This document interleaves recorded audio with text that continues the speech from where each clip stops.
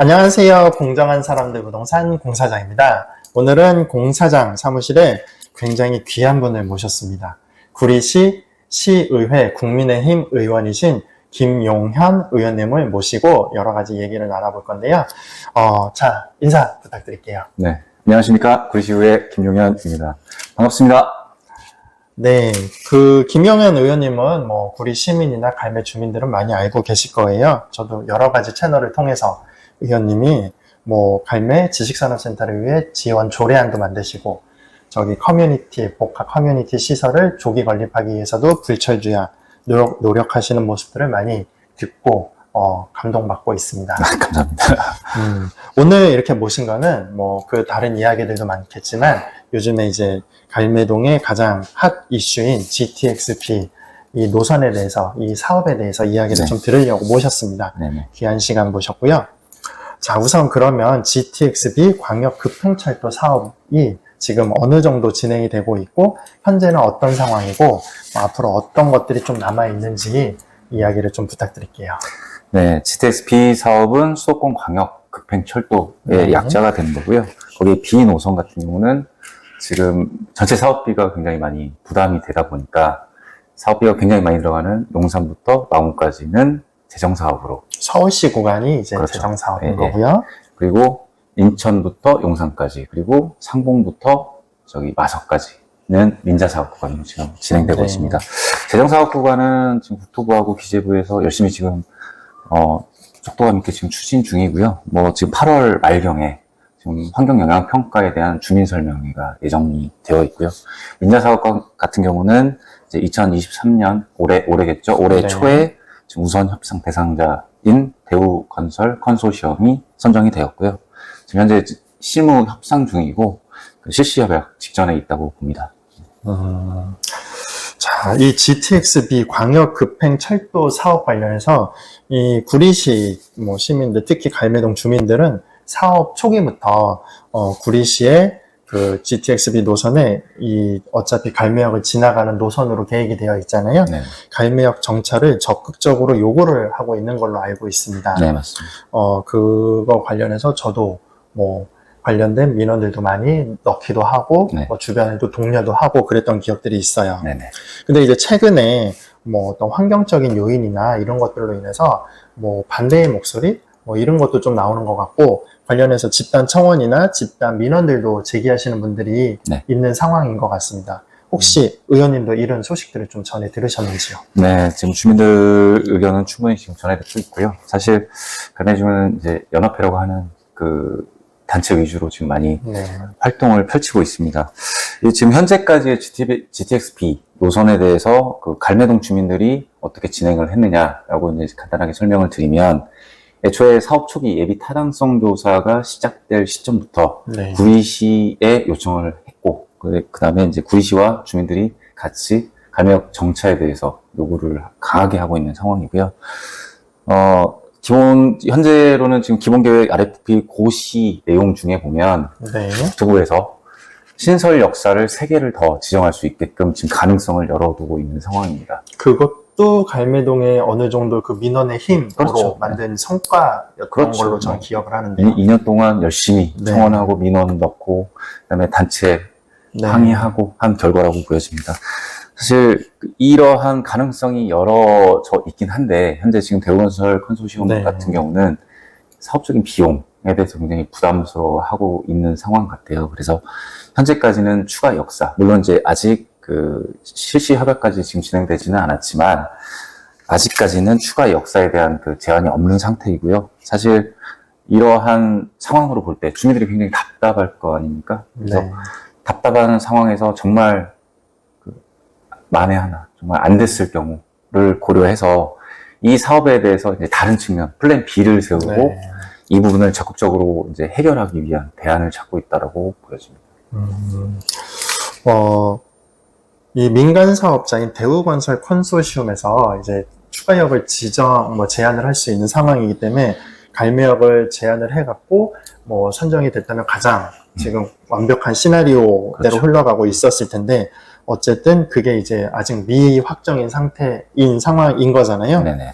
그래서 지금 어쨌든 구리시 주민들, 같은 경우는 이제 갈매동 주민들이 주축이 돼서 갈매역에 대한 정차를 간절히 원하고 요청을 하지만 네. 만에 하나 만에 갈매역에 하나. 정차가 되지 않았을 경우 굉장히 환경적으로 큰 피해가 있으니 이 부분도 지금 대비를 하고 있는 것으로 제가 이해를 하면 네, 네. 되겠습니까? 정확히 알고 계십니다.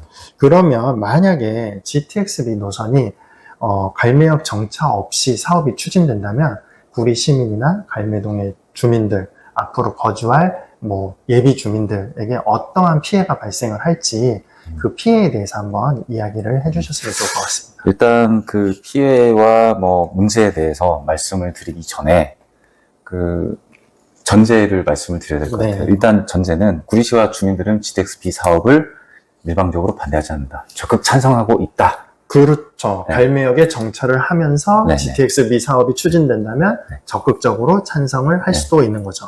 지금까지 갈매동 주민들 같은 경우는 2년 넘게 네. 지금 지속적으로 국토부의 그 단체 민원과 청원과 각 단지별로 청원동에서 굉장히 많이 받잖아요. 그렇죠. 문서 이만큼씩. 네네. 내고 보통 있죠. 10,000부씩 한 번 보낼 네. 때마다 그런 그 청원서를 보내고 있고, 또 지난 그 대선 때 윤석열 대통령께서 이제 대통령 후보 시절에 네. 그 구리역 광장에서 그 유세할 때 정차에 대해서, 구리 정차에 대해서 이제 공약을 내놓으신 네. 게 있었어요. 네, 저도 그거 봤습니다. 네, 저도 피켓을 들고 네. 있었고요. 네. 네, 이 굉장히 공약이- 열심히 네. 노력하셨었죠. 네. 이 공약이 사실 지켜지기를 학수고대하고 있는 주민들의 현재 상황은 미리 좀 알아주셨으면 좋겠고요. 네. 하지만 이러한 주민들의 염원과는 달리 만에 하나, 정말 만에 하나 갈매역이 정차가 되지 않았을 경우 네. 다음과 같은 문제가 발생할 거라고 예상을 합니다. 네. 어떤 문제가 생길까요? 네, 첫 번째는 실제로 그 GTX-B 그 사업 자체가 광역철도 사업입니다. 네. 광역철도 사업이 재정사업으로 지금 민자사업과 재정사업이 나눠져 있다고 말씀을 드렸잖아요. 그렇죠. 네, 재정사업 구간에 있어서 이제 구리시 관내에 포함되어 있는 노선이 있습니다. 재정구간이.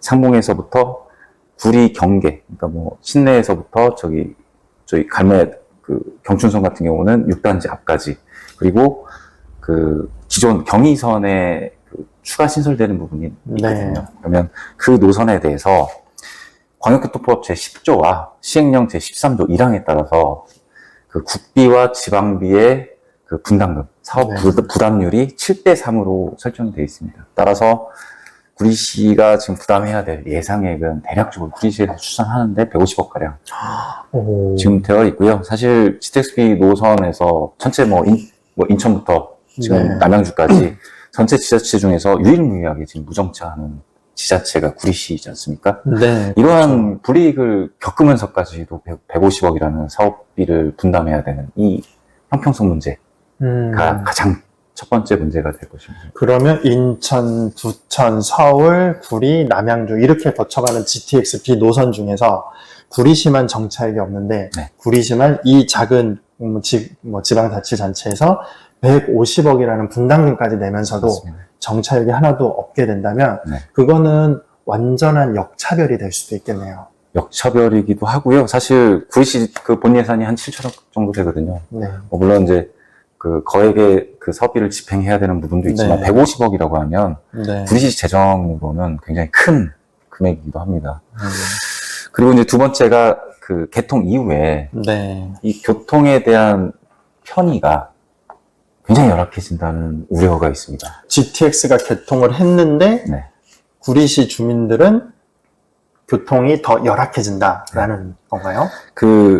일단 최근에 경춘선 기준으로 네. 이제 광역교통 개선 대책이라고 하는 일환으로 만들어진 게 지금 상봉 마석간 셔틀 열차라는 게 들어보셨죠? 네, 들어봤습니다. 일단 셔틀 열차라고 하는 그 8량 2편성짜리, 그러니까 8량의 네. 2대의 열차가 추가로 지금 현재 올 3월에 그 제조사인 현대로템과 그다음에 한국철도공사 간의 공급 계약이 체결이 되어 있습니다. 네. 하지만 이 셔틀 열차가 저희가 지금까지는 경춘선의 어떠한 배차 간격을 줄이기 위한 목적의 사업이라고 생각을 했는데 사실 그렇죠. 네, 그렇죠. 지금까지 그렇게 홍보를 경춘선의 배차를 획기적으로 줄이기 위해서 네.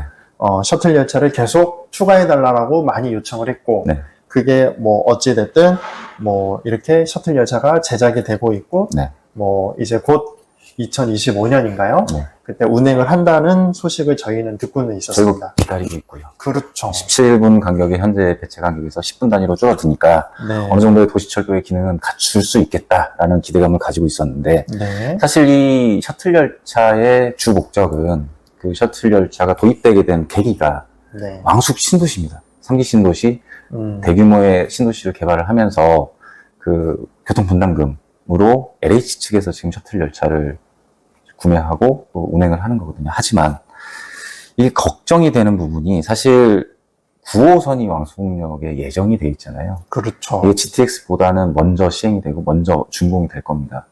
하지만 그 국토부에서 내놓은 그 광역교통 개선 대책을 보자고 하면 네. 이 부분은 좀 더 확인을 해봐야 되겠지만 지금 왕숙역이 아니고 왕숙 신도시의 광역교통 개선 대책으로 내놨기 때문에 네. GTXB가 30년에 개통을 하게 되면 네. 왕숙역, 그러니까 왕숙 신도시의 교통은 이미 GTX 때문에 원활하게 진행이 되는 거잖아요. 그렇죠. 왕숙역도 어차피 GTXB 정차역으로 그러니까요. 뭐 확정이 네. 됐으니까요. 그러면 그 지금 8량의 2편성짜리를 9호선으로 재배치한다는 계획이 있습니다. 아, 우리의 경춘선 셔틀 열차를 네. 이제 GTXB가 운행을 하게 되면 9호선 쪽으로 보낸다. 엄밀히 얘기하면 왕숙 신도시가 만들어지기 전까지 임시방편으로 지금 경춘선에 배차를 시켰다가 네. 이제 9호선이 노선이 늘어나게 되면 거기도 네. 열차가 더 필요할 거 아닙니까? 그쪽으로 다시 재배치하겠다는 의도로 보여집니다.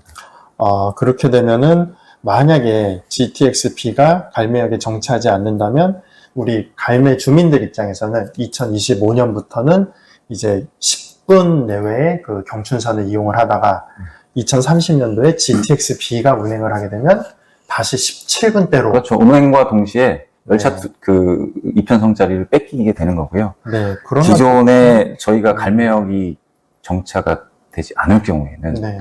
이 배차 간격은 현재 기준으로 다시 회귀되는 겁니다. 굉장히 큰 우려를 낳게 하는 부분이네요. 굉장히 이거는 네. 교- 다시 교통복지에 역행을 한다라고 네. 봐도 줬다 뺏는 거네요. 그럼요. 네. 또 더 우려스러운 거는 사실상 이제 지금 10분 간격으로 됐다가 네. 만약에 9호선으로 열차가 필요해서 9호선으로 편입됐을 때는 어떠한 대체할 수단이 필요하긴 한데 현재로서는 그런 계획은 전혀 없는 상태입니다. 네. 따라서 이 주민분들이 이 현실을 만약에 진짜 닥치게 되면 과연 어떤 분들이 10분 간격으로 다니다가 네. 다시 줄어드는 그 대중교통을 참아낼 수가 있을까? 나라가 망한 것도 아닌데 교통이 더 열악해지는 그렇죠. 희한한 경험을 하게 될 네. 수도 있겠습니다. 네, 뭐 이 부분은 굉장히 지금 중요한 부분이고요. 네. 뭐 국토부나 아니면 그 철도 관련된 지금 코레일이든 사업자에 대해서 좀 해명을 받아야 될 부분이긴 합니다. 네, 그렇겠네요. 네. 그리고 가장 그 마지막으로 중요한 부분이 정말 이거는 무정차 시입니다. 네. 무정차 시에 우리가 받게 될 피해, 실제적인 피해입니다. 이거는 네. 뭐 시의 재정도 아니고 그다음에 교통의 편익도 아닌 실제로 우리가 이 안에서 살아갈 때 그 발생하게 될 있게 될 피해는 소음과 진동 그리고 분진에 대한 피해가 막심해진다라고 판단을 하고 있습니다. 네. 그 경춘선 같은 경우는 이제 뭐 서울 같은 경우는 대부분이 지하철이고요. 뭐 1호선이나 2호선 일부 구간은 이제 노선철도로 되어 있고 노면철도죠. 그러니까 네. 그냥 도로상으로 되어 있고 그다음에 경춘선 같은 경우는 이게 또 교량형 철도입니다. 네. 흔히 말해서 다리 위에다가 철로를 만들어 놓고 역사를 위에다가 짓는 방식이죠. 따라서 이 위에 있는 교량형 철도는 굉장히 소음과 진동, 그리고 분진에 취약한 형태입니다. 하지만 이 경춘선 대부분이 다 그렇게 지금 만들어져 있기 때문에 네. 뭐 전체는 잘 모르겠어요. 하지만 감해동을 지나가는 경춘선 구간은 대부분 다 교량형입니다. 시내에서 올라와서 뭐 별내역까지 쭉 지나가는 건 다 교량으로 되어 있죠. 그래서 이 경춘선을 그대로 GTX-B가 활용을 하기 때문에 엄밀히 얘기하면 갈매동 한가운데, 즉 갈매지구와 갈매역세권 그 한가운데로 관통하게 됩니다. 네. 이렇게 설계가 돼 있기 때문에 사실상 지금 소음과 진동에 대해서는 어떠한 보완 대책이 필요한 상황이고요. 현재도 지금 LH에서는 그 경춘 북로와 경춘선에 대한 그 소음 저감 대책으로 지금 18m 방음벽을 세우고 있어요. 지금 공사하는 네, 그 도사 현장을, 앞에서부터 쭉 공사를 하고 있습니다. 확인하고, 확인하셨죠. 지금. 네. 일단 그 법정 최고 높이인 18m로 지금 설치를 하고 있는데, 이마저도 아파트 층고 높이로 지정하는 7, 8층 정도의 높이밖에 안 됩니다. 갈매에 있는 아파트는 대부분이 20층 이상의 고층 아파트잖아요. 맞습니다. 네. 따라서 이 고층 아파트 기준으로는 물론 갈매 지구, 지금 만들어진 갈매 지구와 역세권, 앞으로 만들어질 그 단지 기준으로 본다고 하면 그냥 철도가 보이는 상황입니다. 고층에서. 그렇죠. 내려다 보이죠. 네. 그러면 이 두 가지 방법이 있을 수 있습니다. 하나는 지금 기준으로 이 방음 터널을 만드는 거. 아무래도 막으면, 밀폐하면 소음이 저감되니까. 두 번째는 대심도로, 그냥 서울 구간처럼 지하로 지나가는 방법. 네. 이 두 가지를 생각해 볼 수가 있는데, 첫 번째 그 방음 터널 같은 경우는 교량에 대한 하중을 또 재설계를 해야 됩니다. 이 구조 개선을 다시 보강하는 식으로 재설계를 해야 되지만, 현재로는 그러한 예산 부분은 전혀 잡혀 있지 않고요. 네. 두 번째로 대심도라고 하면 사실상 사업을 다시 발주를 해야 되는 상황이기 때문에